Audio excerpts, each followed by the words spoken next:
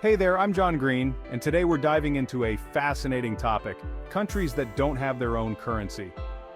It sounds strange, right? We're so used to the idea of countries having their own unique money. But the world of currency is more complex than you might think. Some countries, for various reasons, opt to use the currency of another nation. This can be a fascinating window into their history, their economic situation, and their relationship with the wider world. So, let's get started. So, why would a country choose not to have its own currency? Well, it's not as simple as just liking the look of another country's banknotes. One major reason is economic stability.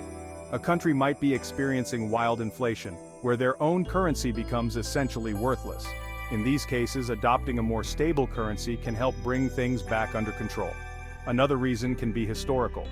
Former colonies, for example, might continue to use the currency of their former colonizer even after gaining independence.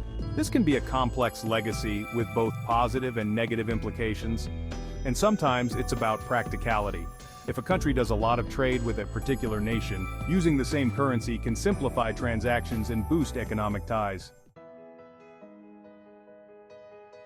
Our first stop takes us to Central America, to the vibrant nation of El Salvador. Now, El Salvador hasn't always used the US dollar. They had their own currency, the colon, for over a century. But in 2001, they made a big decision to adopt the US dollar as their official currency. This process, known as dollarization, was implemented to address some serious economic challenges. El Salvador was grappling with high inflation and a lack of confidence in its own currency. By switching to the US dollar, they hoped to attract foreign investment, stabilize prices, and promote economic growth. It's a decision that has had a significant impact on the country, and one that economists continue to debate today. Next, we travel south to Panama, a country known for its famous canal and its unique currency situation. Panama is a bit of an anomaly because it actually uses two currencies, the US dollar and the Panamanian Balboa. The Balboa, named after the Spanish explorer Vasco Núñez de Balboa, has been around since the early 20th century. But here's the thing, the Balboa is pegged to the US dollar at a 1-to-1 ratio. This means that one Balboa is always worth exactly one US dollar. And while Panama does issue its own coins, it doesn't print its own paper money. Instead, they use US dollar bills for all their paper currency needs. This dual currency system has been in place for over a century and is deeply ingrained in Panama's economy. Our journey now takes us to Africa, to the nation of Zimbabwe. Zimbabwe's story is a cautionary tale of hyperinflation and the devastating impact it can have on a country's economy. For years, Zimbabwe struggled with hyperinflation, a situation where prices rise at an astronomical rate, rendering their own currency virtually worthless. People were using wheelbarrows full of money just to buy basic necessities. It was a dire situation. In 2009, after years of economic turmoil, Zimbabwe made the difficult decision to abandon its own currency altogether. Instead, they adopted a multi-currency system, allowing people to use foreign currencies like the US dollar, the South African rand, and others. This move was seen as a necessary step to stabilize the economy and bring hyperinflation under control. We now hop over to Europe, to the small but determined nation of Kosovo.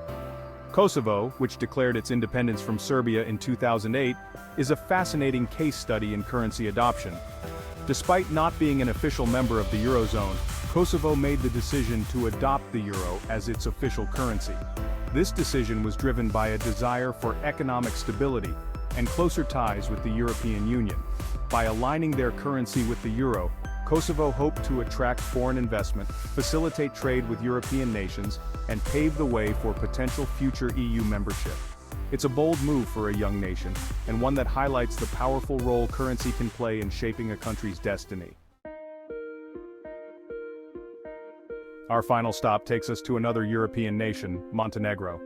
Like Kosovo, Montenegro is not an official member of the Eurozone. However, they too made the decision to adopt the euro as their official currency. This decision, made in 2002, was driven by a desire for economic stability and integration with European markets.